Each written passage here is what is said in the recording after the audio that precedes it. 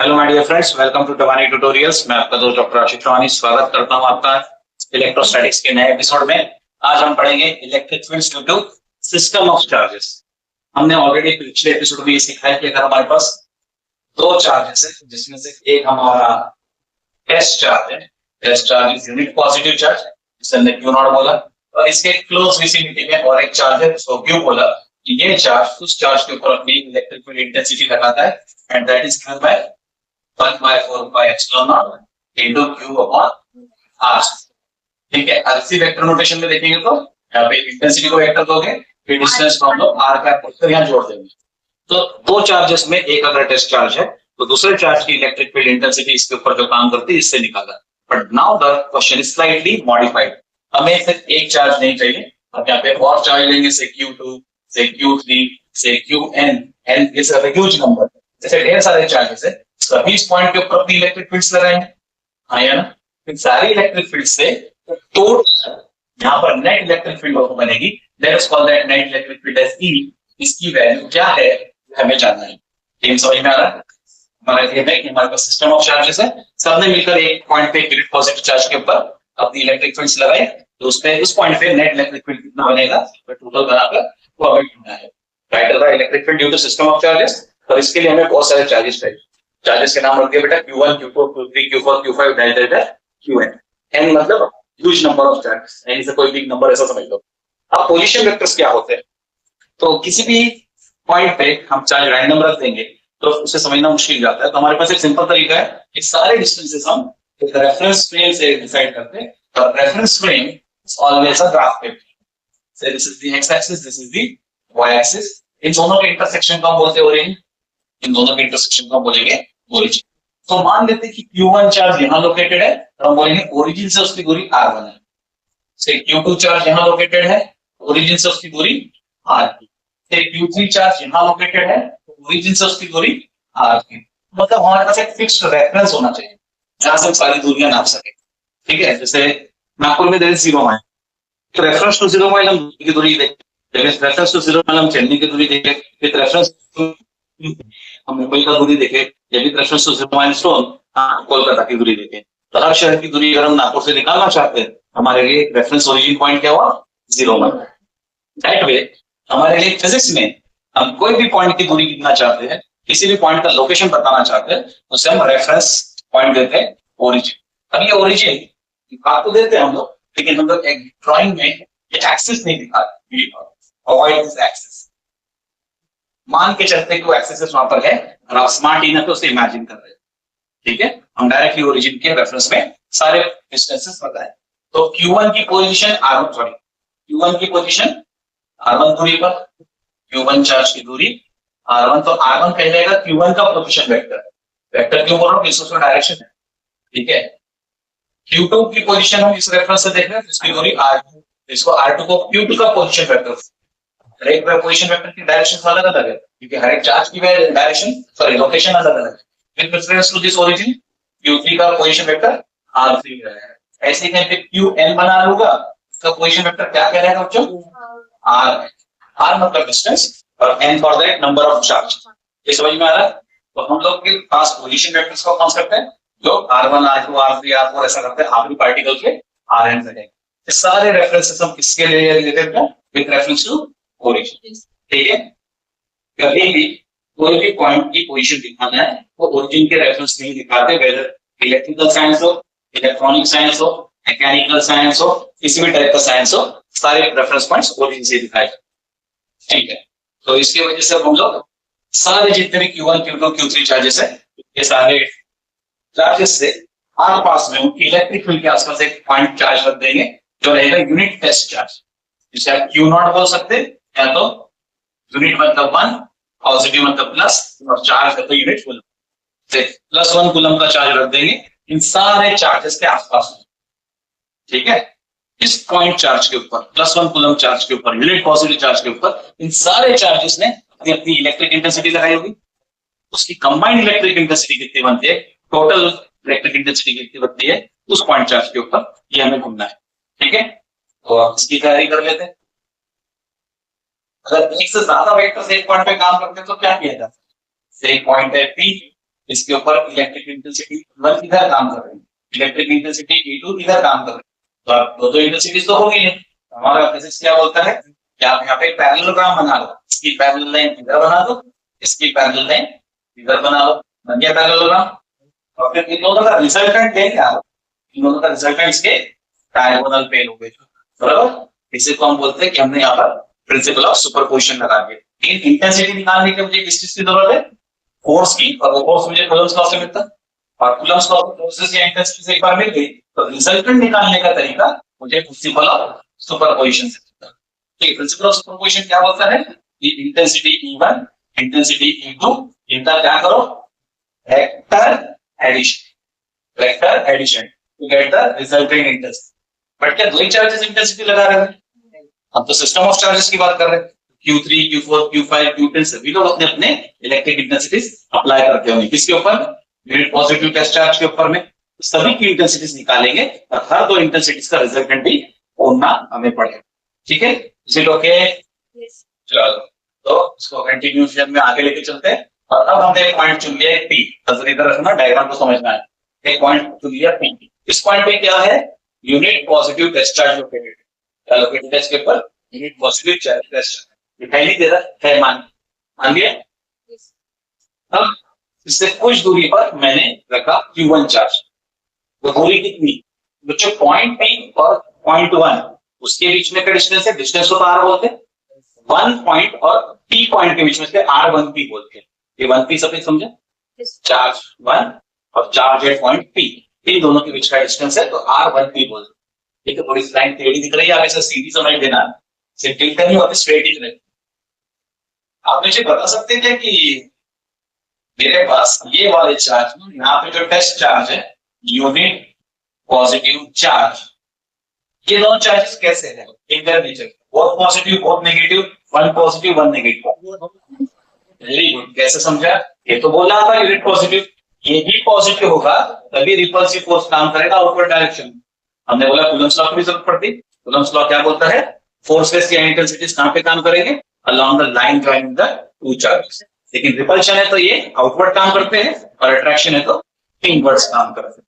तो ये outward vector दिखाया, इसका मतलब ये भी पॉजिटिव होगा, उसने इस पॉजिटिव चार्ज को रिपेल किया, इसलिए फोर्स वाला वेक्टर या इंटेंसिटी वाला वेक्टर आउटवर्ड दिखाया। तो बार से फोर्स वेक्टर भी क्यों बोल रहा हूं, क्योंकि इंटेंसिटी और फोर्स में रिश्तेदारी है।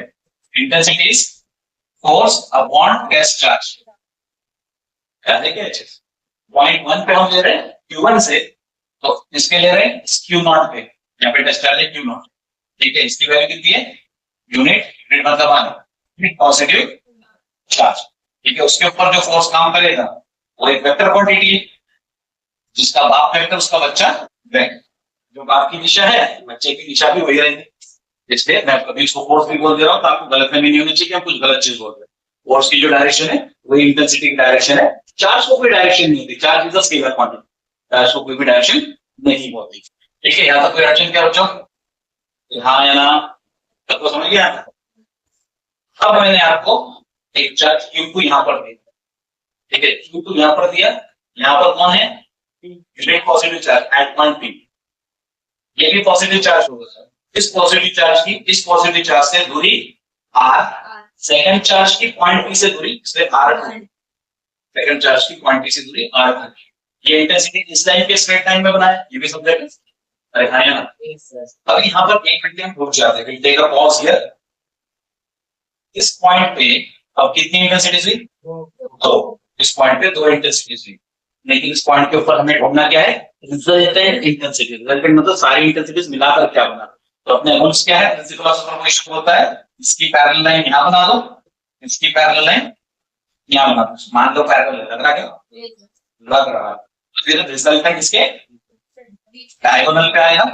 अरे आया ना, तो अब इसका मतलब ये होता है कि E1 E2 मिलकर ये बना है, E1 E2 मिलकर उसका आउटपुट ये बना है। तब आपको सेपरेटली E1 देखने की जरूरत नहीं है और सेपरेटली E2 भी देखने की जरूरत नहीं है। इन दोनों के बदले इसको आप नहीं देख रहे, इन दोनों बदले आपको कंबाइंड में इफेक्ट यहाँ नजर आ रहा है। ये दोनों आपको नहीं दिखाई दे रहे, ये दोनों मर्ज हो गए, ये दोनों मर्ज होकर एक।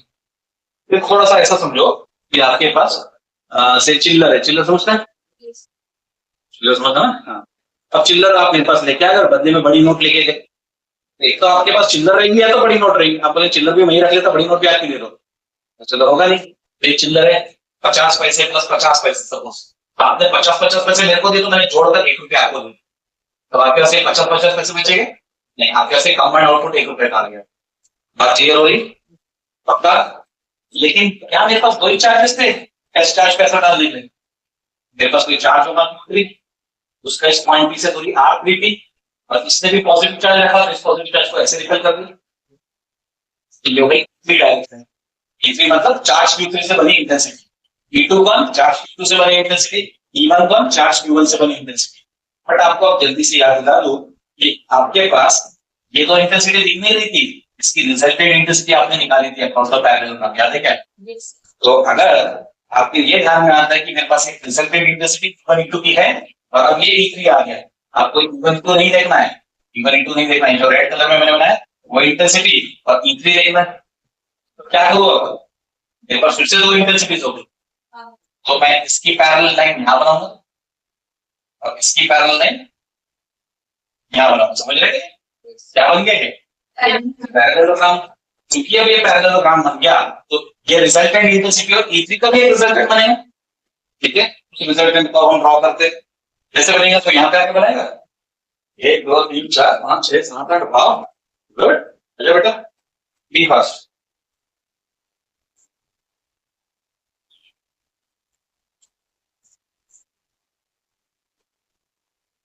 Circuit always moves along the diagonal, एक डायगोनल की जो लेंथ रहेगी वो सर्किट का मैग्नीट्यूड होगा, ठीक।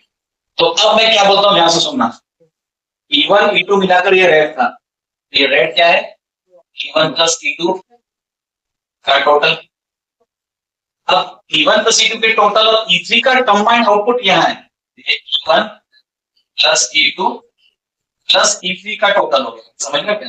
तो ये तीनों वेक्टर के बदले मेरे पास अब ये एक वेक्टर बचा, E1 E2 और E3 तीन मिलकर करते ये एक वेक्टर बचा, ठीक है? डायरेक्शन थोड़ा सा ध्यान रख लेना, मुझे मिटाना पड़ेगा। अब मैंने एक चार्ज लाया Q4, टेस्ट चार्ज से उसकी दूरी R4P, इज दैट वन जहां पे हमारा यूनिट टेस्ट चार्ज है। Q4 ने इंटेंसिटी जो प्रोड्यूस की दैट इज T4।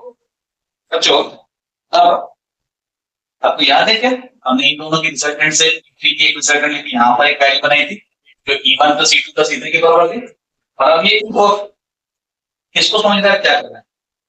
ग्रेट, बढ़िया। अब मेरे पास फिर से दो इंटेंसिटीज होगी, E1 E2 E3 का ये हमारे आउटपुट और ये P4 करना है, एक नया से पैरेललोग्राम का इस्तेमाल करना है, इसका पैरेलल लाइन मुझे यहां बनाना पड़ेगा, ठीक है? चलो मैंने कलर बदल दूं क्या, अच्छा रहेगा, कैसे चेंज करता है, इतनी हाइट पे बनाना और इतनी हाइट का मैंने इधर से बना लिया, बराबर। अब बताओ रिजल्टेंट कहां से कहां जाएगा, very good, across the diagonal. तो अब मेरे पास इन दोनों का भी रिजल्टेंट बनना चाहिए एंड दैट शुड गो से this way across the diagonal. अब ये किसके बराबर हो गया, E1 E2 E3 E4 सबके कंबाइंड वेक्टर फॉर्म के बराबर, E1 प्लस E2, ये सब वेक्टर एडिशन है बच्चों, अलजेब्रिक एडिशन नहीं है। E3 plus E4 vector addition क्यों बोल रहा हूं बेटा मैं इसको, क्योंकि इसमें हम लोग ने डायरेक्शन को इन्वॉल्व किया है, इसलिए this is called as vector addition. तो एक मिनट में मान लेते हैं कि मेरे पास चार चार्ज थे, एन में तो बहुत खिचड़ी बन जाएगी डायग्राम की, Q1 Q2 Q3 Q4 चार चार्ज थे, उन्होंने एक test charge unit positive charge जो पॉइंट P पे रखा है उसके ऊपर अपनी इंटेंसिटीज बनाई। तो अब जो मेरे को रिजल्टेंट इंटेंसिटी मिली E1 E2 E3 E4 को कंबाइन करके, तो ये रही, क्या मैं इसे E बोल दूं, sir total intensity at point P, और वो किसके बराबर थी, vector E1 plus vector E2 plus vector E3 plus vector E4। इसे वेक्टर एडिशन बोल सकते हैं या वेक्टर समेशन बोल सकते हैं, इसको प्रिंसिपल ऑफ सुपरपोजिशन के हिसाब से निकाल लिया, ड्राइंग बनानी चाहिए सबका वेक्टर वर्जन समझा, बस आपको हर एक इंडिविजुअल E1 E2 E3 की वैल्यू आ गई, यहां सब्स्टिट्यूट कर देना। तीन चार चार्ज नहीं थे, चार्ज तो मेरे पास Q5 Q6 Q10 Q100 ऐसा Q10 तक, आखिरी में इसे एक्सटेंड करके कहां तक ले जाऊंगा, L तक, जो आखिरी वाले पॉइंट चार्ज के उससे ऊपर। यहां तक समझ में आया बच्चों, पक्का?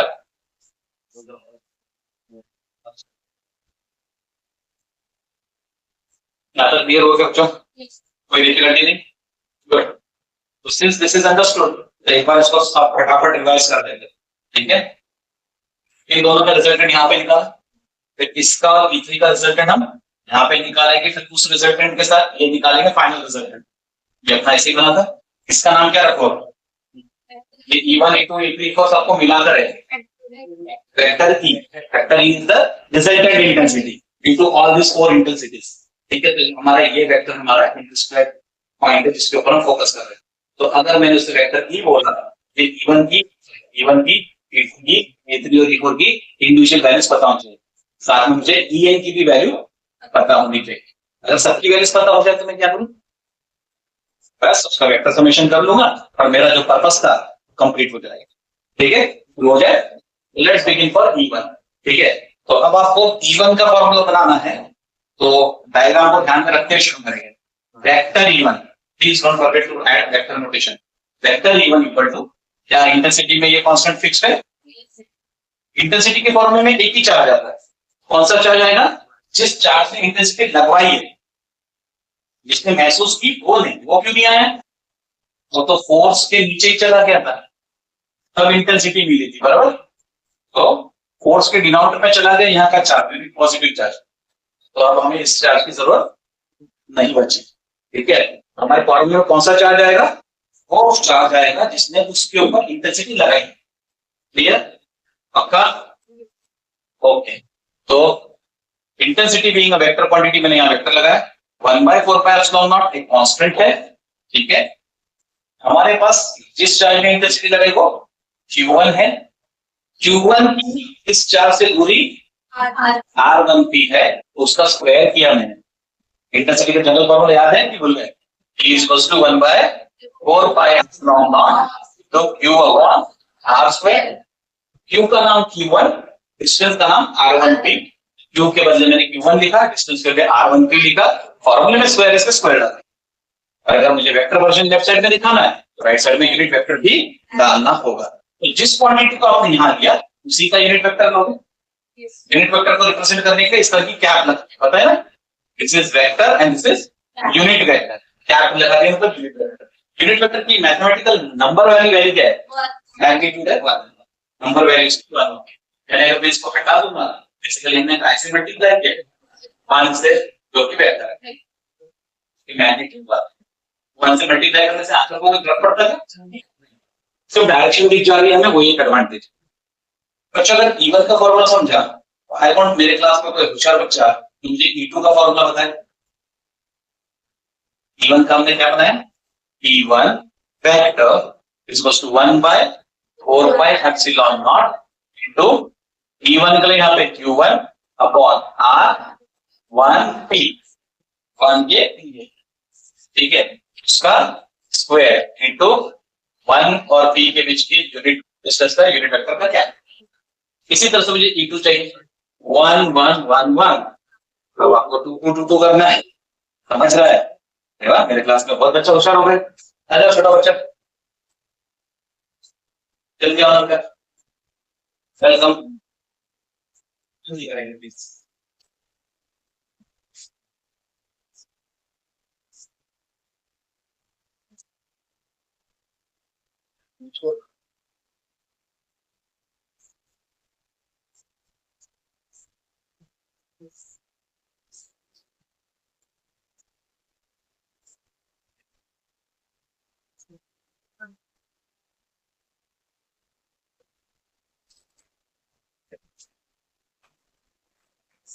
ओके,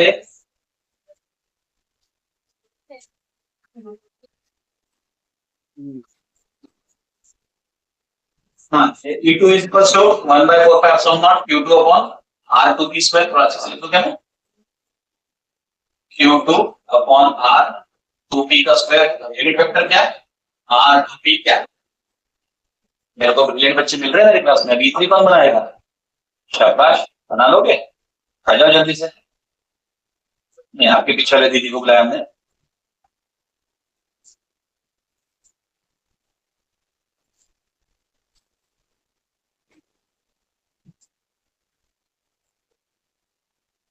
इस तरह से E4 E5 E6 लिखते नहीं बैठना, सीधा En पे चले जाना। ठीक है, आखिरी वाला n नंबर का चार्ज, उससे जो इंटेंसिटी आएगी दैट विल बी En। ठीक है,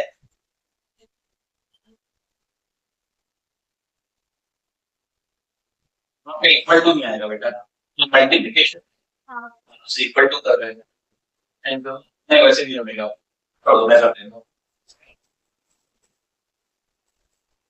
ये 1/4 का epsilon not multiplied by E3 में चार्ज Q3 के इंटेंसिटी आ रही है अपॉन R3P स्क्वायर, ठीक है। देखो Q3 का डिस्टेंस R3P, ठीक है, उसकी इंटेंसिटी E, ठीक है। तो G3 किसके जैसा है, चार्ज Q3 के जैसा है, distance is R3P square into unit vector R3P। इसी तरह से मुझे आगे क्या चाहिए, 4 E 5 E 10 ये सब ऐसा चलता रहेगा। Last would be vector En, vector En के एक्सप्रेशन गुड। हाँ बचा नहीं, पड़ोसी आप प्लीज हाथ उठाया करो। 1/4πε0, ई दिख रहा हो, एप्सिलॉन ऐसे लिख के बैठे, देख ले एप्सिलॉन ऐसे वगैरह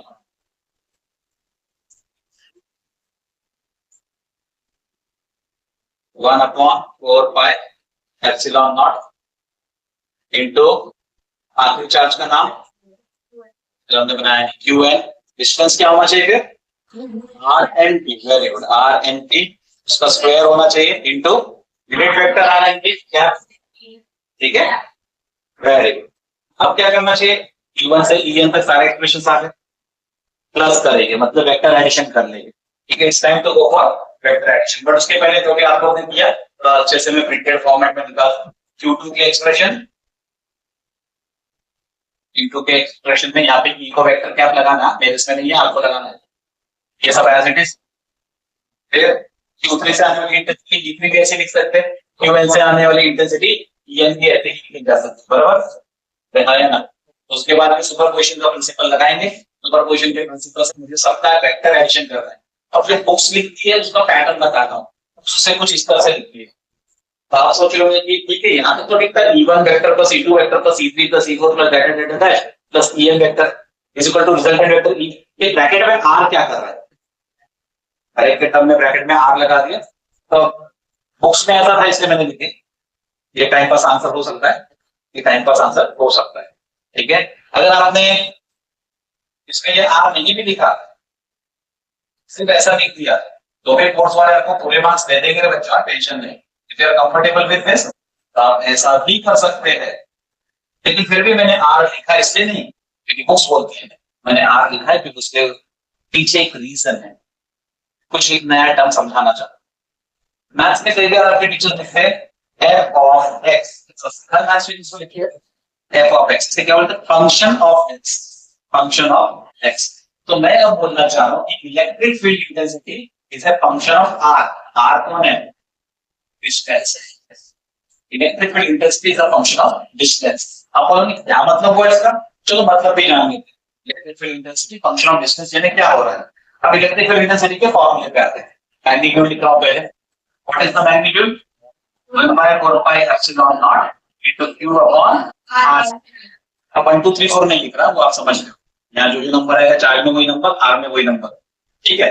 तो this is the magnitude of intensity, vector notation नहीं दिखा रहा हूं। पूरे ब्रैकेट के बारे में क्या कह रहे हैं, कांस्टेंट है कि वेरिएबल है, मतलब आप चाहकर भी इसकी वैल्यू ये बदल सकते हैं। अब अगर आपके पास प्लस चार्ज यहाँ पर +1 कूलम है, यहाँ पर आपने स्टेप R1 दूरी पर Q1 चार्ज रख दिया, सीधा सीधा बोलता हूँ R डिस्टेंस पे Q चार्ज रख दिया, ये Q चार्ज सपोज 10 कूलम का है, ये 10 कूलम में फिक्स हो गया। सिर्फ मैं चेंज क्या करता हूँ, 10 कूलम को यहाँ से यहाँ लाके पास रख सकता हूँ, तो ले जाके दूर ले जा सकता हूँ, या फिर ले जाके इधर पास में ला सकता हूँ, इधर ले जाके दूर कर सकता हूँ। कहना क्या चाह रहा हूँ, इस चार्ज की वैल्यू तो कांस्टेंट हो गई। एक बार आपने एक चार्ज सिलेक्ट कर लिया 10 20 50 जो भी कूलम आपने चार्ज सिलेक्ट कर लिया, और उसका हम एक बार सिलेक्शन करने में वैल्यू नहीं बदल सकते, मतलब ये भी कांस्टेंट हो गया, ये भी कांस्टेंट हो गया। लेकिन मैं इतना तो कर सकते हैं, इस चार्ज को यहाँ रखने के बदले यहाँ रख दो, यहाँ रखने के बदले यहाँ रख दो, क्या बदल रहा है गैस करो, आर बदलते जा रहा है। इंटेंसिटी को बदलने की ताकत आर में, इसलिए इसको दूसरे तरीके से लो, सूरज की इंटेंसिटी जो मर्क्यूरी को मिलती है ज्यादा है, वीनस को थोड़ा कम है, धरती को और भी कम है, मार्स को और भी कम है। क्यों? सूरज से मर्क्यूरी पास में, वीनस दूर में, अर्थ और दूर में, तो सन की जो इंटेंसिटी धरती तक आ रही वो मर्क्यूरी और वीनस से कम आ रही, क्योंकि intensity is the function of distance. जैसे जैसे डिस्टेंस बढ़ेगा इंटेंसिटी का आउटपुट कम होता जाएगा। कम क्यों होगा? गेस करो। रिलेशन क्या है? ये सारे तो कांस्टेंट्स है। कांस्टेंट्स और इक्वल टू को हटा दे तो क्या होगा बेटा? वेरी गुड, ये इक्वल टू है और ये बाकी सारे के सारे कांस्टेंट्स। इसको मैं प्रोपोर्शनलिटी में डाल दूंगा, मेरे पास लेफ्ट हैंड साइड में क्या बचा? ई। तो राइट हैंड साइड में कुछ नहीं, मतलब 1 डिवाइड बाय आर। इंटेंसिटी और आर स्क्वायर में रिलेशन इनवर्स है, मतलब intensity is a function of R square. Intensity is a function of R square, या इन सिंपल वर्ड्स आर। ये बात ध्यान में, इतनी छोटी सी बात, इसका एक्चुअल मीनिंग ये होता है। इंटेंसिटी आर नाम के पैरामीटर से आर स्क्वायर पैटर्न में वैरी करेगी। जैसे जैसे आर बदलेगा तो आर स्क्वायर भी डेफिनेटली बदलेगा एंड अकॉर्डिंगली इंटेंसिटी भी बदलेगी।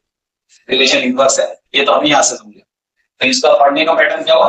Intensity as a function of R. R क्या है? Distance. Intensity is a function of distance. और किस तरह से रिलेटेड है वो मैंने आपको अभी अलग से बता दिया कि रिलेशनशिप कैसी है, आपने भी जान लिया। ठीक है, एग्जाम में ये सब एक्सप्लेन करना नहीं है, और इसलिए मैंने आपको बोला कि अगर आपने ये आर लिखा भी नहीं तो भी मुझे चल जाएगा। ठीक है, E equal to E1 plus E2 vector form में plus dash plus En vector form में, ऐसा लिखने से काम चल जाएगा। But if you are very much trying to get the meaning of the printed form जो बॉक्स में लिखा जाता है, तो इसलिए मैंने आपको मीनिंग भी बताया, वो ब्रैकेट में आ गया होगा। ठीक है, अभी डाउट मत करना अपनी किताबों को, और मैंने जो बोला दोनों सेम ही चीज बोल रहे थे। इसमें फंक्शन ऑफ डिस्टेंस है, ये एडिशनली बता दें। अब मेरे को E1 E2 E3 E4 En की वैल्यूज पता है, क्या करें? इस इक्वेशन में सब्स्टिट्यूट कर दो। समेशन तो हम कर ही रहे, वेक्टर समेशन, ये देखो वेक्टर का एरो लगाया, इसमें प्लस प्लस मतलब समेशन यानी कि एडिशन। चलो वैल्यूज डाल दे, मदद करेंगे मेरी? ये E कौन है बताओ जल्दी से? टोटल इंटेंसिटी, सारे इंटेंसिटीज को मिलाकर, सारे इंटेंसिटीज को मिलाकर। E1 का फॉर्मूला क्या था? 1 अपॉन E1 में Q1 अपॉन R1 का स्क्वायर, R1P का क्या? ये मैंने E1 के लिखा, प्लस के लिए मैंने प्लस लिखा। बेटा ये वेक्टर है, इसलिए यहाँ पे वेक्टर लाना पड़ेगा, मैग्नीट्यूड से काम नहीं चलता। अब E2 वेक्टर, इसकी value 1 upon 4 pi epsilon not into charge कौन सा है? 2। इसने इंटेंसिटी प्रोड्यूस किया E2, चार्ज है 2, तो मैं यहाँ Q2 लिखूंगा। अब सेकंड चार्ज की दूरी R2 थी, रिलेशनशिप R के साथ स्क्वायर है, स्क्वायर करना इनटू यूनिट वेक्टर R2। इसके आगे क्या लिखूंगा? इसके आगे प्लस लिखूंगा, ये वाला प्लस। इसके आगे क्या करूंगा? Dot dot dot dot dot. इसके आगे क्या करूंगा? हाँ वेरी गुड, ये वाला प्लस। ठीक है, इसके आगे क्या करेंगे? En का एक्सप्रेशन डाल देंगे, 1 upon 4 pi epsilon not into Q, शाबाश, n अपॉन P का square into R and P। बाप रे, मुझे तो ऐसा लग रहा है मैं किसी स्कूल में पढ़ा रहा हूँ। स्कूल में एकदम राइटिंग में सारे बच्चे शुरू हो जाते हैं। इतना जोश इलेक्ट्रोस्टैटिक्स में मैं सीरियसली पहली बार ही देख रहा हूँ, सालों से पढ़ा रहा हूँ। तो तुम्हारा बैच कुछ ज्यादा ही एलिगेंटली इसको हैंडल कर रहा है, तो मेरे को अच्छा लग रहा है आजकल आप लोग को पढ़ाना। ठीक है, अभी क्या कर सकते हैं सारे टर्म्स में से? इसको देखो, इसको देखो, ये सभी में है कि नहीं है? अच्छा Q1 कॉमन निकल सकते हैं? R1P, R1P क्या है? तो जो कॉमन नहीं निकल सकता उसे छोड़ दो, जो कॉमन निकल सकता है उसे कॉमन निकाल दो। Equal to left hand side में क्या चल रहा है बेटा? वेक्टर E जिसका resultant intensity at point P, उस तरह से E भी लिख रहे हैं, resultant intensity at point P, ऐसे भी निकाल सकते हैं, ऐसा भी लिख सकते हैं। कॉमन वाला टर्म एक ही बार लिखेंगे, 1 बाय 4 पाई एप्सिलॉन नॉट।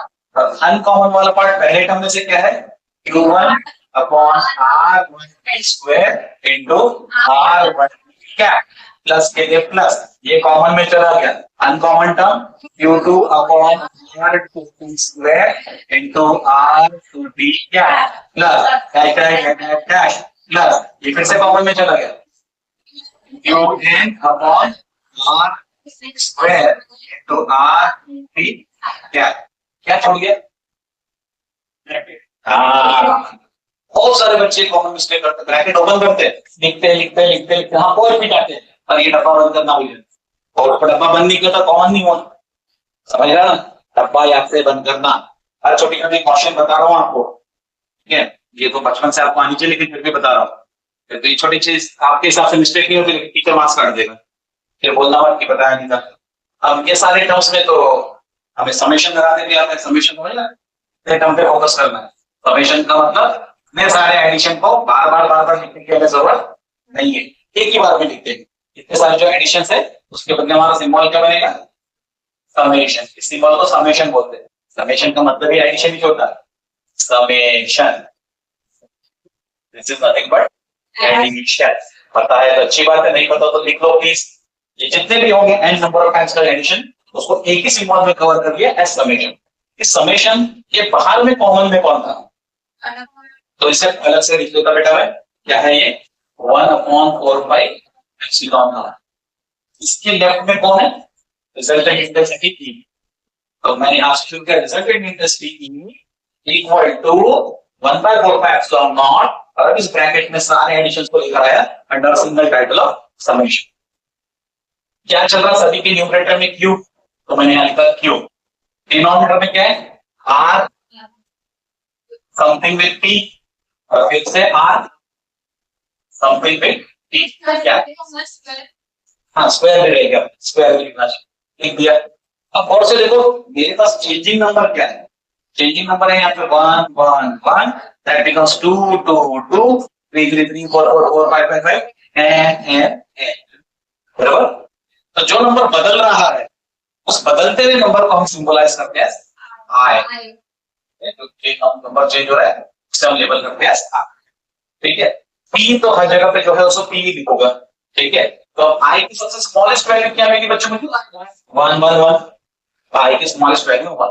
बढ़ते बढ़ते बढ़ते बढ़ते आई की वैल्यू बढ़ बढ़ के फाइनली कहां तक गई, तो हमने ऊपर लिखा है, जो नीचे लिखते हैं बच्चे से हम बोलते हैं लोअर लिमिट या स्टार्टिंग लिमिट, और जो नंबर को ऊपर लिखते हैं उसमें अपर लिमिट या फाइनल लिमिट या एंडिंग लिमिट। मतलब 1 से लेके n तक के जितने भी टर्म्स आ रहे हैं सबका एडिशन कर लो, that is meant by summation. इतना बड़ा नंबर लिखने होते हम इन शॉर्ट वैसे ही लिख सकते हैं, इसमें कोई अड़चन, अरे हाँ है ना, ये मेरा बन गया फाइनल एक्सप्रेशन, ठीक है। This becomes our final expression after doing all the additions. कोई अड़चन है तो बताओ, नहीं तो फिर मैं आगे बढ़ता हूँ। इसको शॉर्ट रिवीजन दे दो, ये सारे फॉर्मूले निकाले, 1/4 कॉमन निकल जाएगा, और ये सारे जो इंडिविजुअल Q अपॉन R के साथ स्क्वायर इनटू R का वेक्टर क्या है, इसे हम समेशन की भाषा में ऐसे लिखते हैं। यहाँ पे टाइपिंग एरर मुझे नजर आ रहा है, व्हाट इज दिस, चेक करो और बताओ।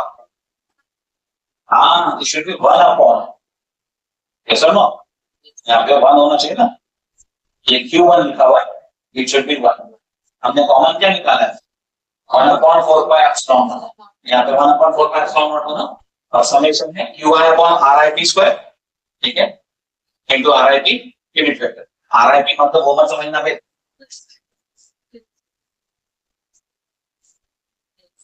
ठीक है, लिफ्ट करा दिया RIP ने, ठीक है, ये रेस्टिंग पीस वगैरह समझ लो। किसी को अड़चन, IP was 21, मैक्सिमम वैल्यू ये आंसर का हिस्सा है। कभी और सोचने के लिए सवाल आ गया तो पूरी मेहनत करनी, लेकिन अगर एंट्रेंस की बात करूं तो hardly 2 charges, 3 charges, 4 charges, rare situation में 5 चार्जेस दे सकते हैं बस। वो समेशन करके आपको n नंबर ऑफ चार्जेस तक जाने की जरूरत एमसीक्यूज में नहीं पड़ती, ठीक है। अक्सर 2 3 या 4 चार्ज पे कहानी खत्म हो जाएगी।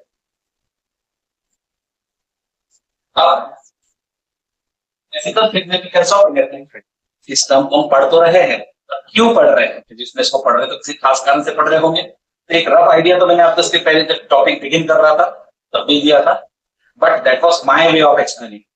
एग्जाम में इससे रिलेटेड 4-5 पॉइंट्स है, ये आपको बताते आने चाहिए। It can give you 2 marks.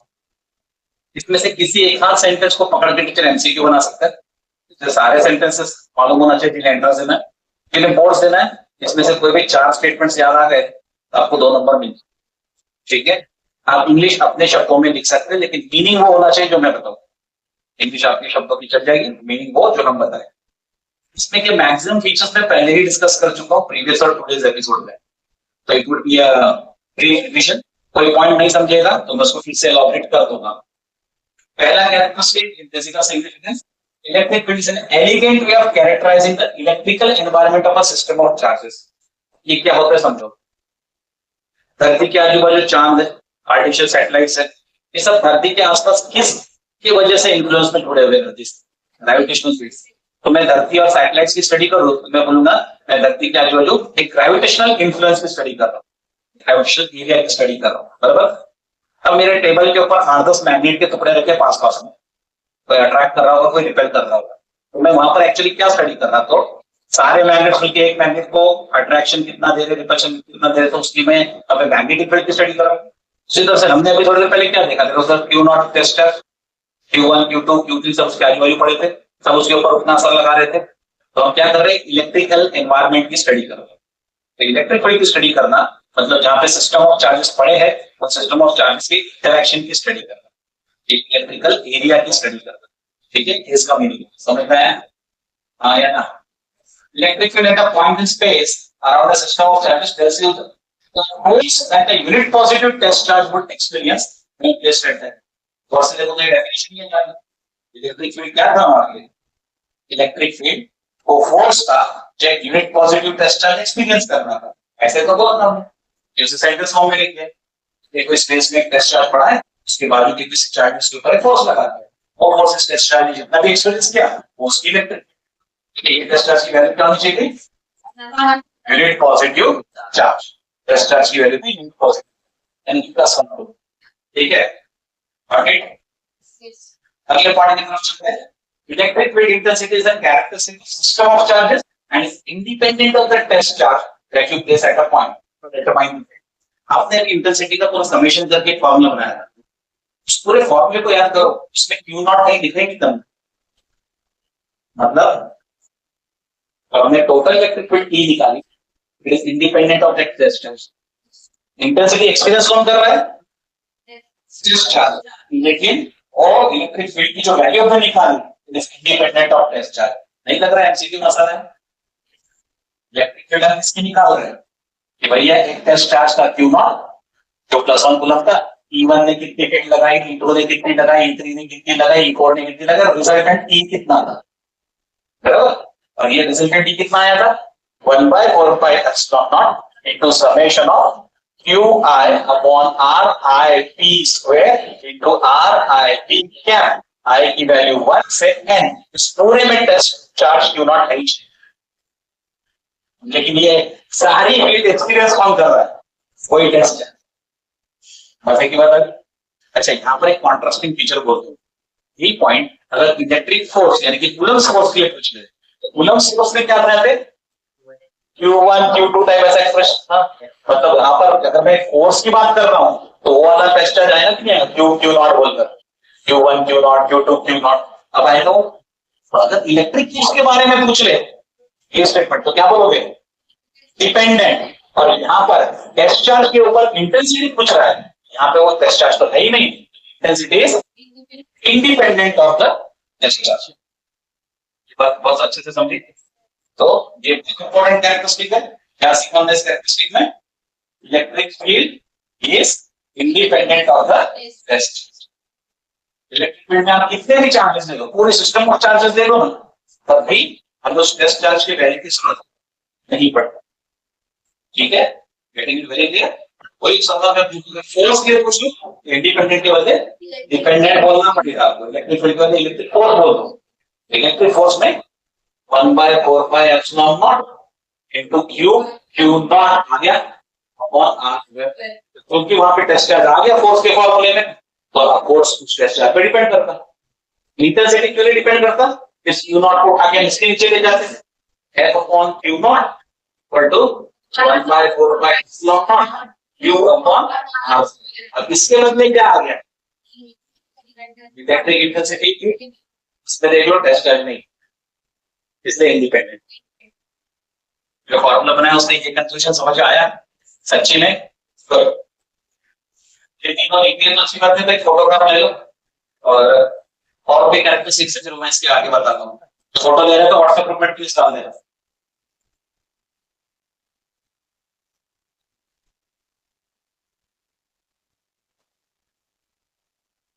हो गया। टर्म फील्ड, फील्ड मतलब इलेक्ट्रिक फील्ड इंटेंसिटी सबको मिला के कॉमन वर्ड होता है field. In physics generally refers to a quantity that is defined at every point in space and may vary from point to point. आपको याद दिला दूं, अलग अलग पॉइंट का आर बदलता था। हमारी फील्ड यानी कि इलेक्ट्रिक फील्ड इंटेंसिटी उस आर के साथ वैल्यू होती थी नहीं होती थी? बिल्कुल होता है कि हमने बोला था इलेक्ट्रिक इंटेंसिटी थी is a function of r. याद है? मतलब जैसे जैसे आर बदलेगा अलग अलग पॉइंट पे आर की वैल्यू चेंज होगी। वैल्यू होना मतलब चेंज होना, ये बदलेगा। और वो बदलने का रिलेशनशिप भी हमने देखा था इस तरह से। ठीक है, तो इंटेंसिटी अलग अलग पॉइंट्स पे वैरी होते जाएगी as a function of distance. ठीक है, रिलेशनशिप भी inverse related to square of distance, ये इसका मीनिंग हुआ। ठीक है, अंग्रेजी को अपनी कुछ भी बनाओ चलेगा, मीनिंग क्या आना चाहिए। इलेक्ट्रिक फील्ड का वेक्टर फील्ड, ये भी हम जानते हैं। क्यों? इसका बाप वेक्टर, इसका बेटा वेक्टर, इसका बाप कौन था?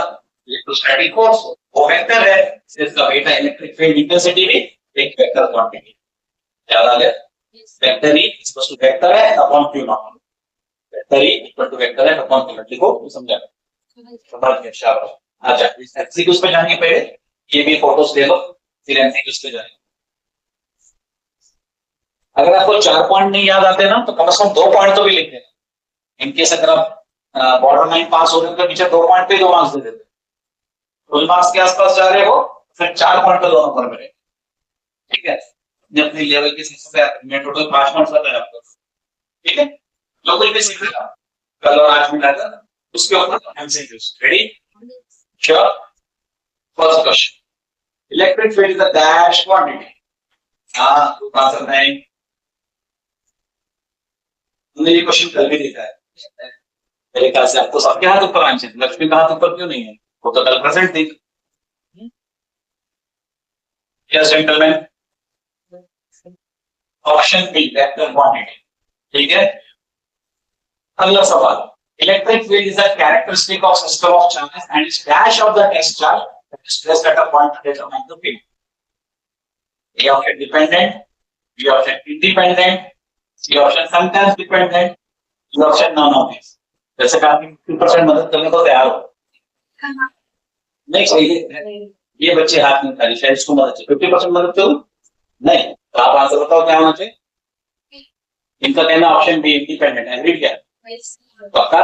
सर लेकिन इलेक्ट्रिक फील्ड को इलेक्ट्रिक फोर्स कर देता तो ऑप्शन ही डिपेंडेंट होता है। वो बारीक बात ध्यान रखना। ठीक है, छोटी सी चीज को फंस जाओगे नहीं तो। आप लोग ने इंडिपेंडेंट आंसर दिया इलेक्ट्रिक फील्ड के लिए, तो यू आर ऑल करेक्ट।